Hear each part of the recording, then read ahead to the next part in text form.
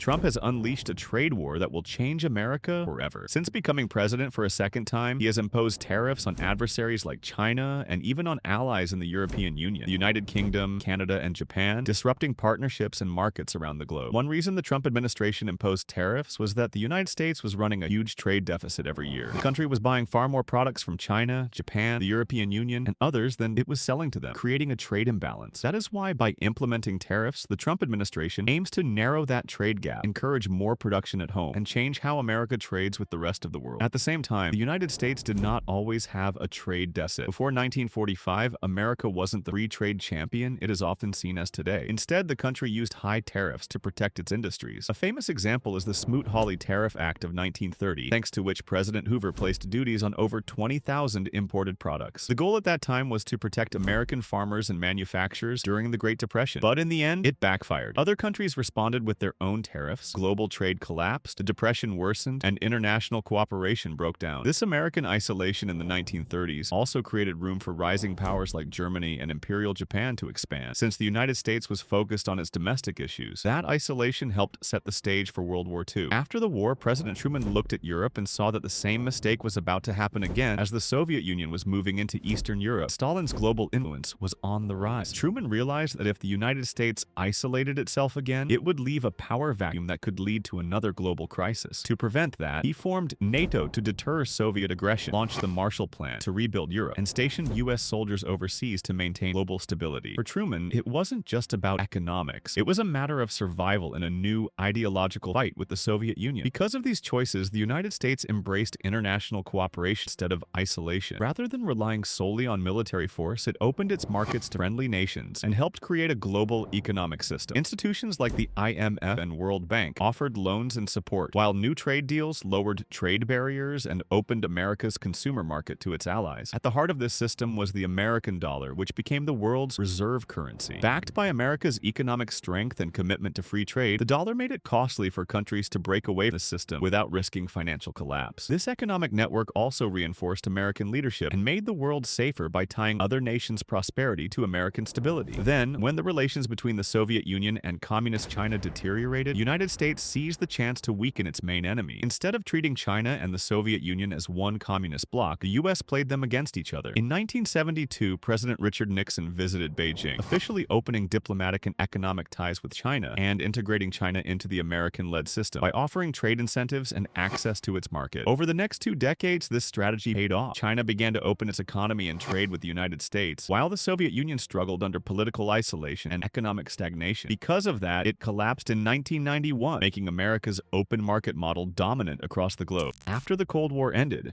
the United States became the only dominant power across the globe. In the 1990s, it continued to expand trade and deepen economic ties with others, as it was opening its market even more. Nations such as Vietnam, Bangladesh, Indonesia, and South Korea were able to become key manufacturing hubs with a focus on exporting their products to the United States. In Europe, with the help of the United States, the European Union was formed and later expanded to include former Soviet-aligned states into Western institutions. Closer to home, the U.S. helped establish NAFTA with Canada and Mexico, creating a single economic zone in North America. The result of all of this was a global economic network that was held together by shipping routes, financial systems, and reliance on the U.S. dollar. The underlying idea was that shared prosperity would prevent conflict and keep the world aligned with American interests. Despite this, major problems emerged in the early 2000s. When China joined the WTO in 2001, the trade between Washington and Beijing accelerated, and we saw the rise of Chinese exports into the United States, which decreased consumer prices but also created a massive trade imbalance between the two countries. During this period, factories in places like Detroit and Pittsburgh shut down as companies moved production to cheaper labor markets in Guangdong and Shenzhen. As manufacturing jobs left, industrial towns were abandoned, wages stagnated, unions lost influence, and entire communities were left behind. Then came the financial crisis in 2008, which exposed deep flaws in the American economic system. What began as a housing and credit collapse affected the perception of the United States across the globe, and America's economic leadership came into question. During that time, China also began to massively exploit the system to its advantage. By flooding not just the American but also the global markets with cheap products, It solidified its role as the global factory and amassed huge trade surpluses. Beijing also saw the financial crisis as evidence of the American decline and moved to push China toward economic and military dominance. Later, the Belt and Road Initiative became the centerpiece of this effort, as China began to invest billions of dollars that it collected from trade to build ports, railways, and other infrastructure across Asia, Africa, and Europe. These projects went beyond simple commerce, as they were strategic moves designed to increase Chinese influence and create economic dependencies that challenged the existing American-led order. That is why it's not a surprise that after Donald Trump was elected as the President of the United States for the first time in 2016, he set the stage for a direct confrontation with China. At that time, he launched a major trade war, imposing tariffs on hundreds of billions of dollars worth of Chinese products that were going into the United States. Beijing responded with its own tariffs on American products, and trade flows between the two countries began to decline. The tariffs also forced American manufacturers to reconsider their reliance on China and bring industries back to the United States. But as American companies decided their next move, something bigger was about to happen.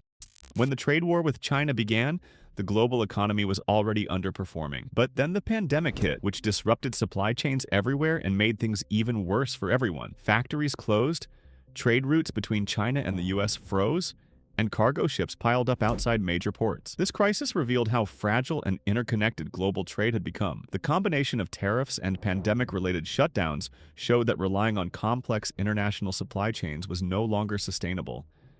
That is why it also forced governments to rethink how critical goods are sourced and secured. At the same time, China's decision to increase the pressure on Taiwan and claim the maritime territories of Vietnam, Malaysia, Indonesia, Brunei, and the Philippines in the South China Sea made the need for change imminent. It was no longer possible to rely on distant and unstable supply chains, and bringing manufacturing and key industries back to the United States was no longer just an economic choice, but a national security necessity. That is why, under the Biden administration, the American government began actively bringing manufacturing back to the United States. It was done with the help of stimulus packages and the implementation of the industrial policy, which offered tax breaks and other incentives to companies that invested in American production, especially in sectors like semiconductors and clean energy. The passage of the CHIPS Act in the American Congress also provided tens of billions of dollars in financing to companies like Intel and TSMC to build and upgrade semiconductor factories on American soil. At the same time, using its influence with partners in Taiwan,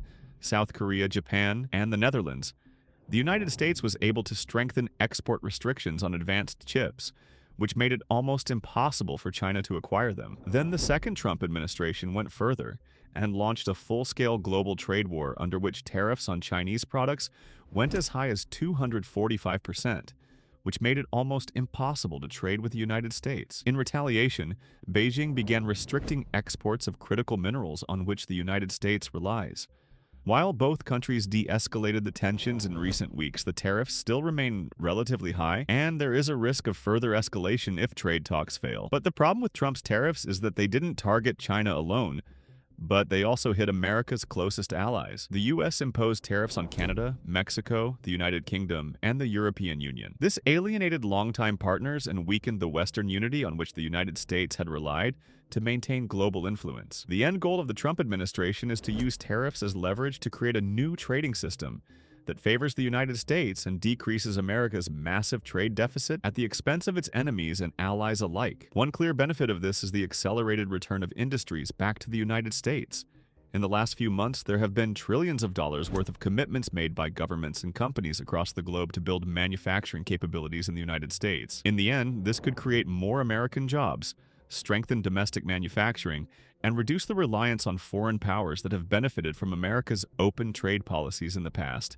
However, Trump's tariff strategy still carries big risks. Despite all the commitments, it will still take years, if not decades, to significantly expand the American manufacturing capabilities. In the meantime, the tariffs will likely drive up prices and fuel inflation, which would make everyday products even more expensive for Americans. At the same time, new trade barriers not only against enemies, but also against trusted allies will lead to fragmentation in the West and weaken America's global influence. This could make the world a more dangerous place, since we already know that when the United States turns to isolationism, its enemies start to act more aggressively on the global stage. But at the end of the day, Only time will tell how this massive trade war reshapes America. There is no modern precedent for such a broad, aggressive tariff war against both enemies and allies alike. Whether it results in a stronger, more self-reliant America or further fractures the global system, one thing is certain: this trade war will leave a lasting mark on the country's economy, politics, and its role across the globe, changing America forever for better or worse.